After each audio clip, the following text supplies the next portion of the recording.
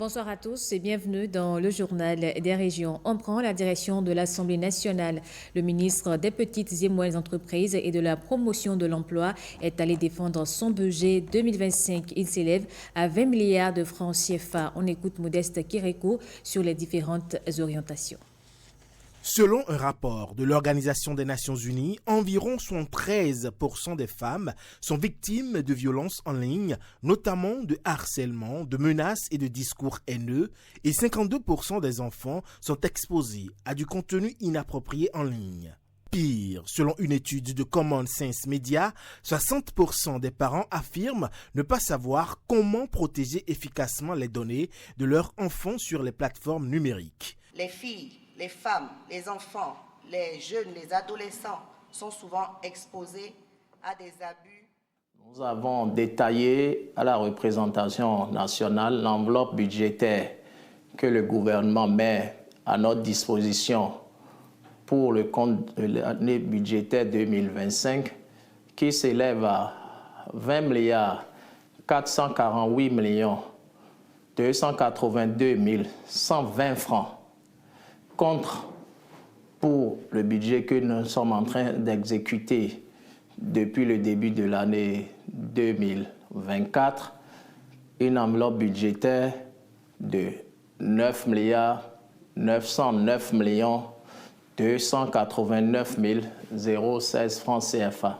Notre budget a doublé de plus de 100%. De 9 milliards 900 millions, nous passons à 20 milliards 448 millions.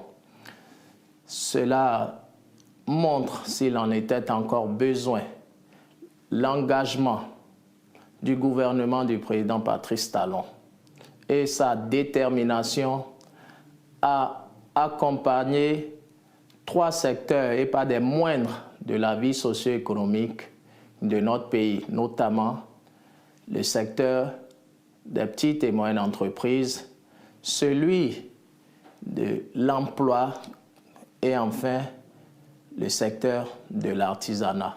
Ces 3 secteurs, comme vous le savez, cristallisent à plus de 80% la population active de notre pays.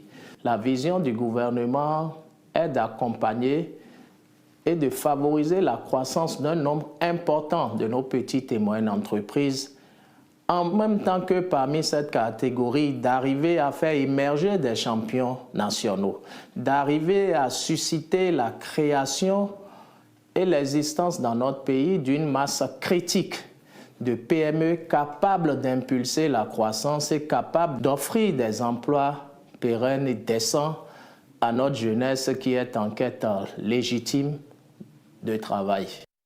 Pour l'année 2025, le ministère des Sports prévoit un budget de 31 milliards de francs CFA. Voici les explications du ministre Benoît Dato sur les grands chantiers.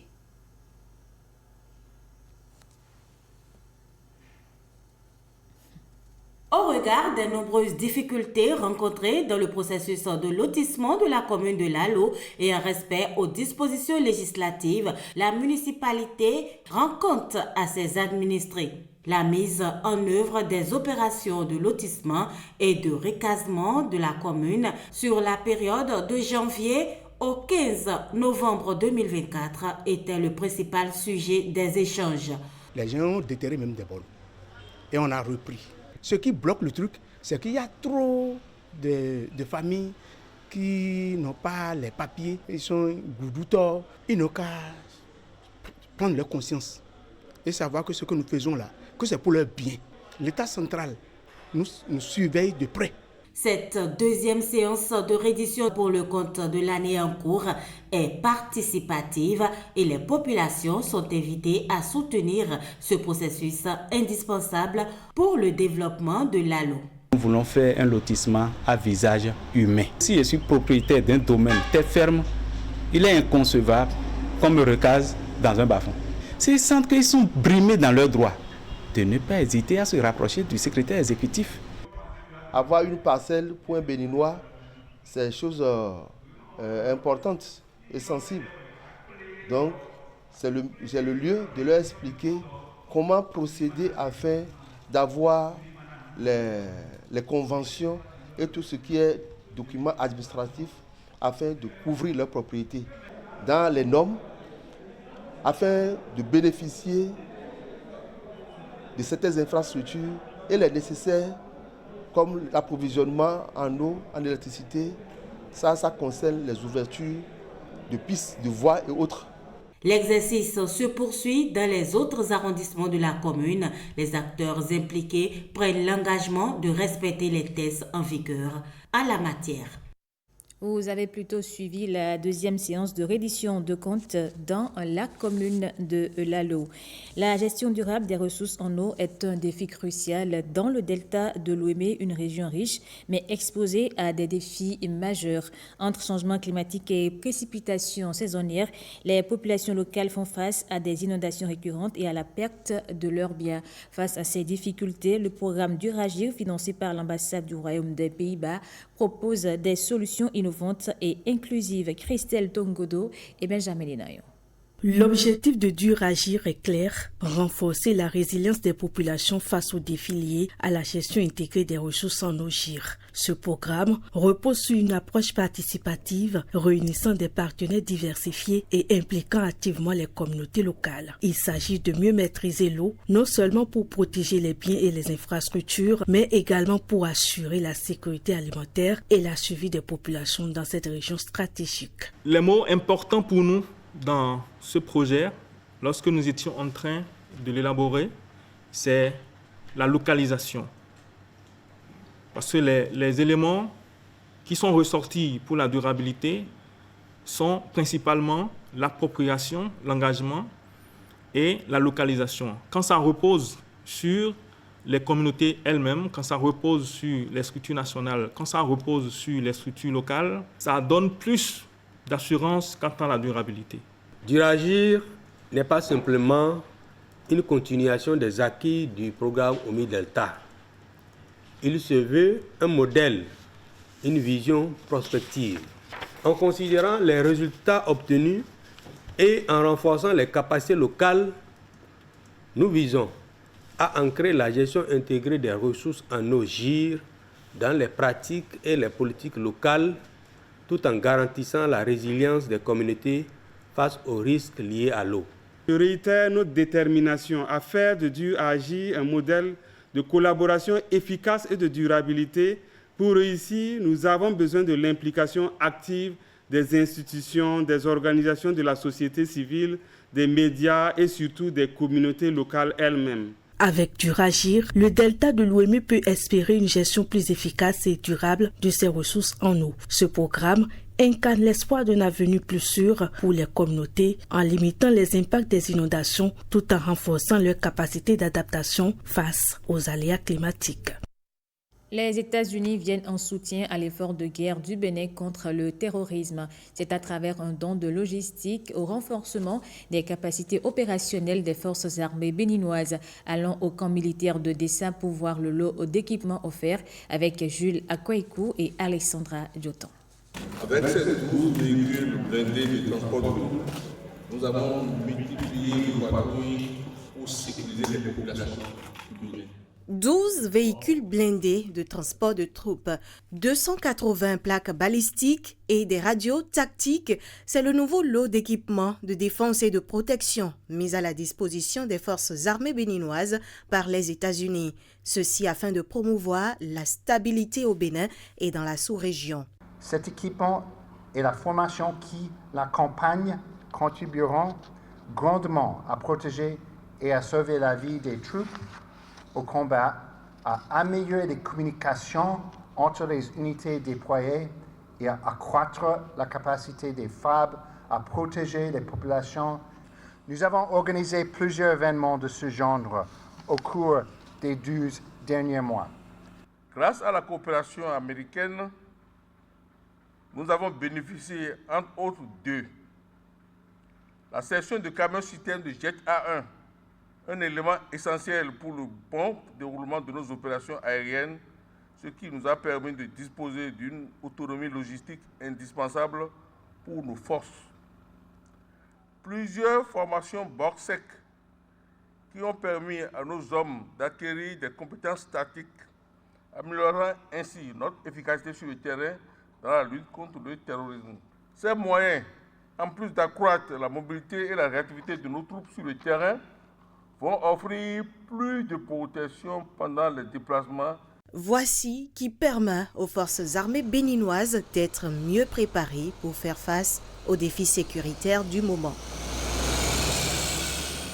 Si Internet présente de nombreux avantages, les conséquences ne sont pas bien loin. Il expose à de potentielles menaces telles que l'intimidation en ligne et autres formes de violence numérique. Face aux cibles que sont les femmes et les enfants, l'autorité de protection des données à caractère personnel sensibilise à l'importance de confidentialité et de sécurité des données personnelles. Ulvaeus Balogun pour les précisions.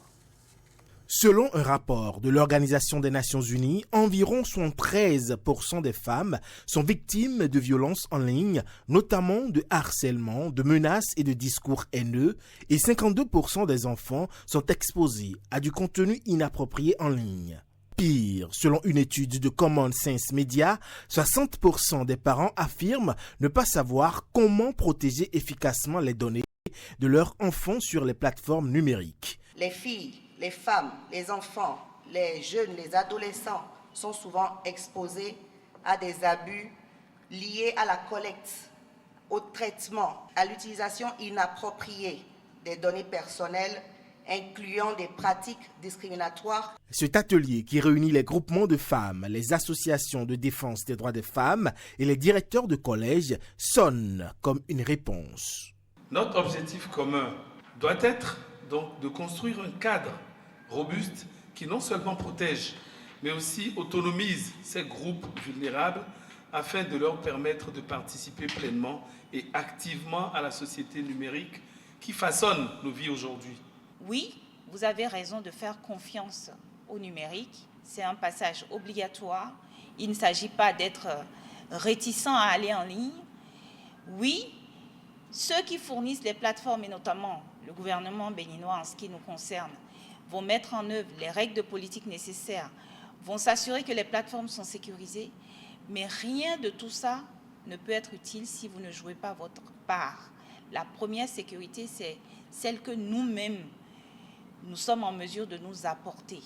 Informer les parents, les éducateurs et les femmes des bonnes pratiques à adopter en ligne afin de garantir un environnement numérique plus sûr pour les groupes les plus vulnérables, telle est la mission poursuivie ici par l'Autorité de protection des données personnelles, APDP. Protection de la santé des personnes au Bénin, c'est le titre d'un ouvrage de 305 pages qui vient de paraître. L'auteur Benjamin Sow, magistrat de formation, apporte sa part pour des soins de qualité dans nos hôpitaux. Gilles Dansou et Igor Ayoso. Un magistrat, et pas des moindres. Bienvenue Sow. Il s'intéresse aux questions de la santé. En réalité, les réformes qui sont aujourd'hui amorcées en matière sanitaire doivent nous amener à imprimer un autre rythme aux acteurs du secteur de la santé, mais surtout aux patients qui fréquentent les milieux hospitaliers et aussi les officines de pharmacie. Donc ce document vise à rappeler aux patients leurs devoirs en milieu hospitalier et aussi aux praticiens leurs droits, parce que qui parle de droit, parle forcément de répondant comme devoir. Et quand le présentateur parle, c'est toute une admiration. Existe-t-il pour l'homme un bien plus précieux que la santé? À cette question assurément rhétorique de Socrate, la réponse proposée par Bienvenu Sow tient en 305 pages. Plus de 300 pages pour nous renseigner sur nos droits et devoirs en matière de santé. Le droit à la santé dont vous avez parlé, c'est l'un des droits fondamentaux de l'être humain. Nous naissons avec.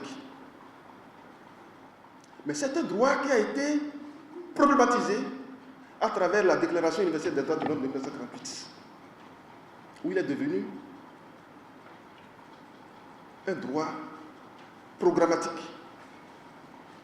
Droit créance, puisqu'il faudrait que l'État puisse prévoir les structures adéquates pour nous permettre de jouir de ce droit. Un ouvrage bien riche en enseignements.